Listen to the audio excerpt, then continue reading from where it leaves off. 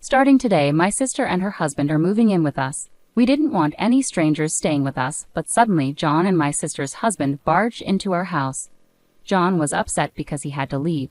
He said it was because he and my sister were getting divorced. John accused me of treating him like a servant all this time, which he said was emotional abuse. My sister-in-law exaggeratedly pretended to cry and said she couldn't take it anymore, so she was divorcing John. She claimed she deserved our house in the divorce because she had endured their marriage for 2 years. John complained about the $3,300 in living expenses that someone would need to pay. The next day, I moved into a luxury facility worth $2 million and got a lot of frantic calls from John and his sister. My name is Anna Smith, and I recently turned 40. I work as a day trader and investor, buying and selling currencies and stocks. Thanks to this work, I've built up a decent amount of wealth. Despite having a congenital illness that isn't life-threatening but requires caution, doctors have advised me against overexerting myself and caution about the risks of childbirth. My parents didn't shield me from this reality. They taught me from a young age to confront my illness with determination. My father, who worked at a brokerage firm, passed down his knowledge of stocks, which has allowed me to make a living from it. My husband, John, is 30 years old, 10 years younger than me, and we've been married for 2 years. We met when he started working as a waiter at my favorite restaurant. Initially, I just saw him as a cute guy at work, but over time we grew closer, transitioning from friends to lovers. Before long, marriage was on our minds. Worried that I couldn't have children, I initially turned down his proposal. But John reassured me, saying, "I want to spend my life with you, Anna. That's why I proposed. If I wanted kids, I would have chosen someone else. Don't you trust me?" I was overwhelmed with happiness and tears when I decided to accept John's proposal. Shortly after we married, John surprised me by saying, "I'll stay home and take care of everything. I don't dislike my job as a waiter, but wouldn't it be easier for you if I handled things this way? Plus, you know I'm good at cooking." It's true. John has a knack for cooking and has always had a passion for food. Even though he wasn't formally trained, he picked up a lot just by observing and learning. That's actually how we first connected. My brother works in the restaurant industry, and when John found out, he was eager to talk about his dream of owning his own place someday.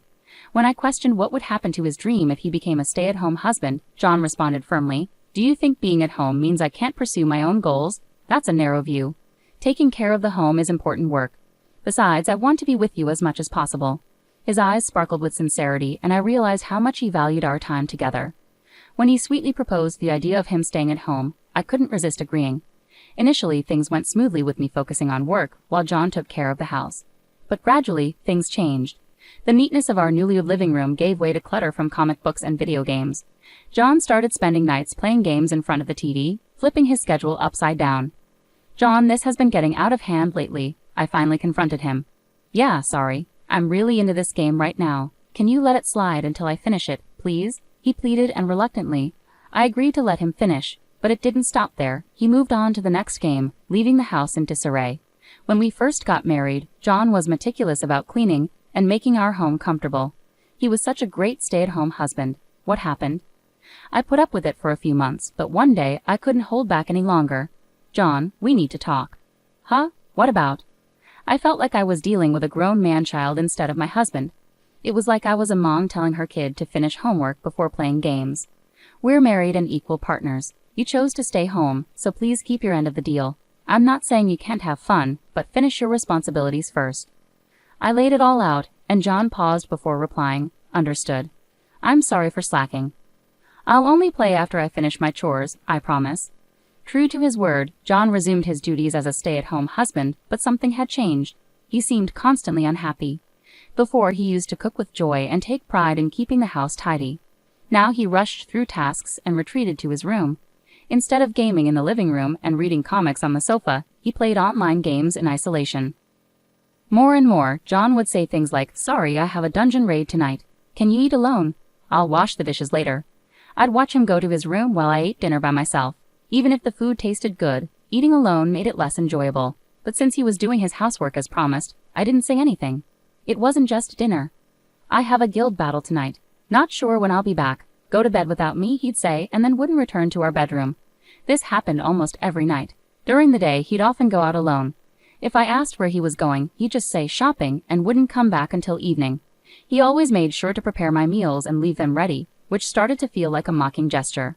He took care of all the chores, cleaning, laundry, cooking, so I felt I couldn't complain, but this wasn't a family life. It felt like having a live-in housekeeper. We hardly spoke anymore. I would eat my prepared, cold meals alone, change into freshly washed clothes, and sit in the spotless house, feeling deeply lonely. In those moments I often thought that being alone might actually feel less lonely. I'd find myself staring at John's closed bedroom door, tears welling up from the sadness. Yet I held on to hope that things would improve. I believed we'd return to our normal happy life together, so I endured silently. Then after about a year of this lonely routine, John suddenly dropped a bombshell. Starting today, my sister and her husband are moving in with us. Can't strangers find another place? I protested as John and his sister-in-law's husband barged into our house. I was completely taken aback. I distinctly remembered when John had moved in with me after we got married. His sister and her husband had found their own apartment. "What do you mean, John? Are you moving out to go back to your old apartment?" I blurted out in confusion. The three of them exchanged glances and burst into laughter. No, I'm staying here with my sister and her husband." "You're the one who's moving out," John clarified, leaving me utterly confused. "Why do I have to leave this house?" I asked, bewildered by the sudden turn of events. "Because we can no longer live together as a married couple," John claimed, accusing me of treating him like a maid and emotionally abusing him. "That's awful, John," my sister-in-law chimed in dramatically, pretending to wipe away tears that weren't there. "But I can't take it anymore. I'm divorcing you. I'll be taking the house in the property division. I endured this life for 2 years, so I deserve it, right?" "Yes, that's right," John affirmed, encouraged by his sister's support. Meanwhile, her husband stood by, smirking at the scene unfolding before him. I began to piece together what was happening. It seemed John had a plan all along, to charm me into marriage and then orchestrate a divorce when it suited him. Just as he hinted earlier, he had his sights set on various things he could gain from our relationship. I never envisioned myself getting married. Knowing I couldn't have children and feeling average in appearance and personality, I had resigned myself to living independently, focusing on my career and hobbies. I had some friends and maintained a normal relationship with my parents and brother. After my dad retired, my parents moved to his hometown, where my brother also settled with his wife. He had worked in the restaurant industry and eventually started a small restaurant with his wife, choosing to live on the same spacious property as our parents. I was born and raised in our town near the city, so it felt more like returning home than just visiting. When I visit my parents, brother, sister-in-law, and nephews, I feel a sense of belonging and never experience loneliness. So marrying someone 10 years younger was unexpected even for me. Looking back, I realize I was played. Listening to John and his sister argue, I couldn't help but chuckle at my own gullibility. Deep down, I had sensed this might happen. John's sudden and intense affection felt like a storybook romance. Initially cautious, I eventually succumbed to his puppy-like charm. Now I needed a plan. How could I turn the tables? How could I make them taste their own medicine? As a day trader, I excel at reading situations, anticipating outcomes, and steering things in a positive direction. I've always been successful, and I knew I could handle this situation too. No doubt about it, I would handle it. As I pondered my next move, John and his sister continued to hurl insults at me. "Why are you so quiet? Hurry up and pack your things. Get ready to leave." Playing along, I replied calmly, "All right, I'll leave." I began packing only my essentials, clothes, my work laptop, and a few personal items. "Here, fill this out." John handed me a piece of paper. It was divorce papers with his sister and her husband already listed as witnesses. "I'll take care of filing these. I'll reach out if there's anything else I need," John said with a mocking smile, accompanied by his sister and her husband. They watched as I gathered my belongings and left my own condo. I had a place to stay for now. I would go there to gather my thoughts. I was sure they would have more to say soon, but I would handle it when the time came. I drove away from the condo, heading towards my destination. When I arrived, I had a peaceful night's sleep and woke up feeling refreshed. I slept in later than usual and enjoyed a leisurely brunch. The food here was always delicious. It had been over 2 years since I had visited this place, especially since getting married. I started by messaging John on WhatsApp, informing him of my current whereabouts and letting him know that my lawyer would handle everything from now on. The phone rang almost immediately, quicker than I had expected. "What is going on here?" I heard John's sister yelling in the background, her words slightly muffled. "What do you mean?" I replied calmly. "Don't pretend you don't know. Where are you?" John demanded, his voice tense. "I'm here because I was kicked out. Is that a problem?" I replied evenly. "That's not what I meant." John's frustration was clear. "That's a high-end resort, a members-only place. Why are you there?" "Because I'm a member," I stated matter-of-factly. "You never told me that," John protested. "Exactly, because it wasn't relevant," I explained. As John said, it's a prestigious place, not just a hotel, but a luxury resort with lifelong care services. There's even a hospital nearby. It's known for its exclusivity, with an entry fee starting at $2 million, which made headlines. Why did you become a member there? John asked, bewildered. Because I invested in the membership, I replied calmly. On the other end, John sounded baffled. Someone suggested you should leave, right? So I decided to live here. If you want to stay in the house, go ahead. Just remember to pay the $3,300 monthly rent. But that's your house. What do you mean rent? I've decided to sell it. I've been considering this for a while, and I won't be living there anymore, I explained calmly. I never planned on getting married, and I bought this place to ensure I wouldn't burden anyone in my old age. I had already purchased the condo I lived in until yesterday, but I knew I had to secure this spot quickly because prime facilities like this rarely become available. I took the opportunity with both hands.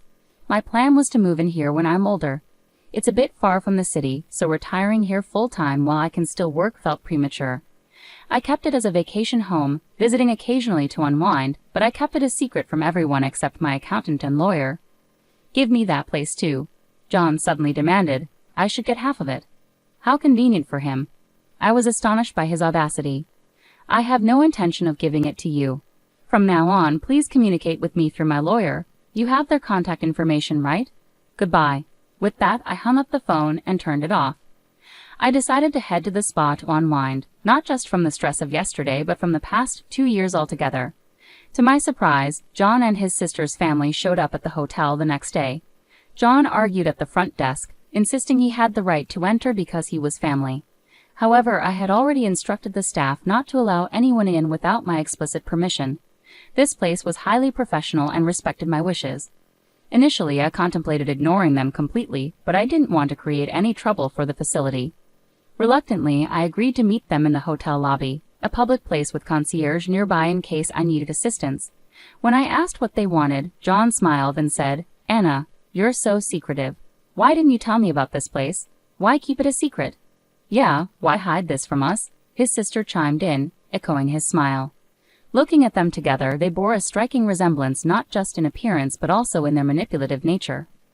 "We're no longer family, so there's no reason to inform you. Please leave now, you're causing a disturbance." "We're still married," John retorted firmly. "No, we're not married anymore. I filed for divorce yesterday at the county office," I informed John calmly, reminding him that it was actually me who had taken that step. "Why didn't you tell me?" he asked, seemingly forgetting that he had initiated the divorce proceedings and handed me the papers. "Don't worry, divorced couples can remarry without waiting 6 months," his sister chimed in with a tidbit of information she had picked up somewhere, looking hopeful. "No, thank you," I replied firmly. I stood up and walked back to my room, disregarding their attempts to follow me. The concierge intervened to stop them. "I won't give up. I'll come here every day to show you how much I love you," John exclaimed, determinedly. "You're so slick, John," I muttered under my breath as I walked away, feeling drained by their pathetic display. Without delay, I contacted my lawyer to take immediate action. This situation was escalating faster than I had anticipated, and their relentless behavior was wearing me down. I hadn't expected them to resort to this just a day after I left. They seemed determined to pursue pointless endeavors. John and his sister's family began appearing at the facility daily, lingering in the lobby, waiting for me. My lawyer swiftly filed for a restraining order, but then they took it to a new extreme. "Anna deceived me into marriage. I demand compensation," John declared. He claimed ignorance about my inability to have children and insisted that if he had known, he would never have married me. Therefore, he threatened to accuse me of marriage fraud if I didn't agree to compensate him. I handed over a specific recording to my lawyer. I proposed to Anna because I wanted to live my life with her. If I wanted kids, I would have chosen someone else from the start. "Don't you trust me?" These were John's exact words when he proposed to me, and I had them recorded. John was furious, demanding to know why I had such a recording.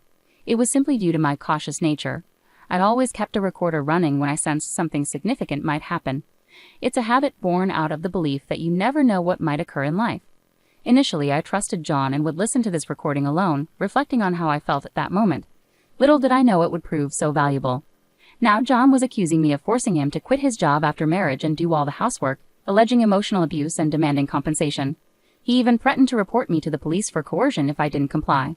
To counter this, I submitted another crucial piece of evidence. "I'll stay at home and take care of everything."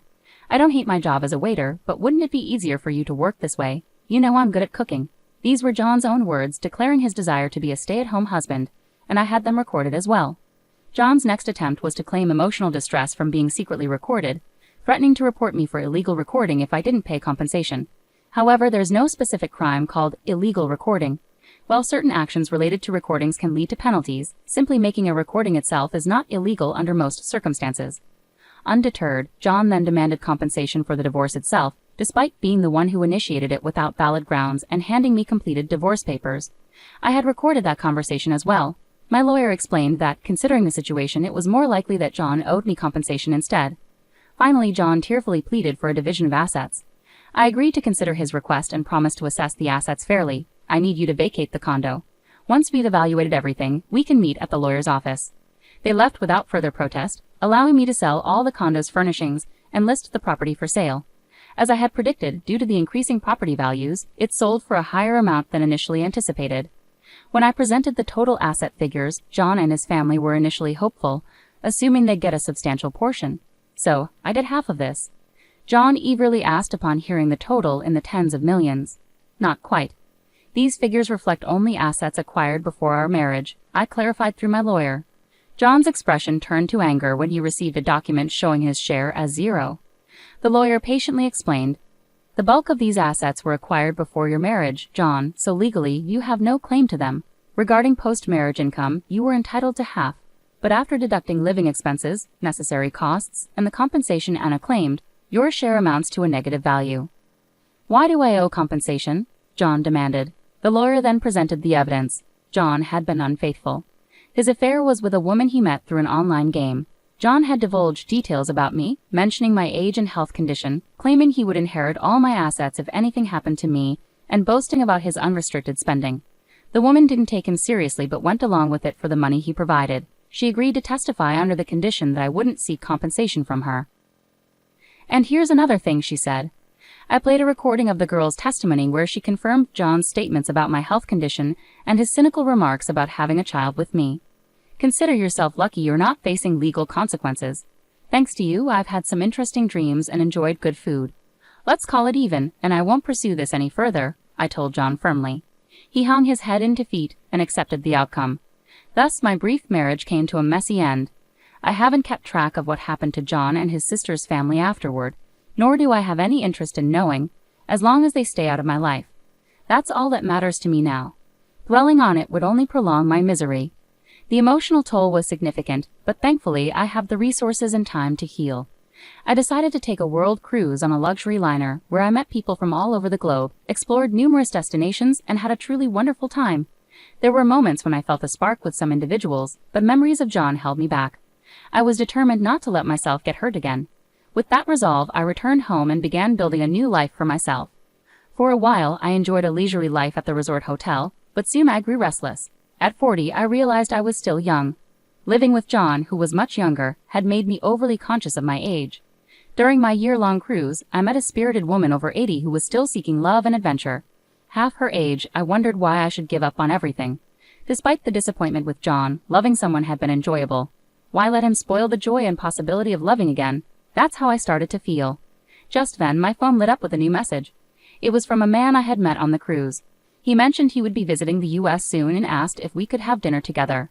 He had been traveling with his high school-aged daughter on the ship, and we had connected well, spending time together at various ports. It had given me a glimpse into what it might feel like to have a daughter. I remembered cherishing those moments and replied eagerly, agreeing to meet. As I took this step forward from the midpoint of my life, I felt a renewed sense of excitement and possibility.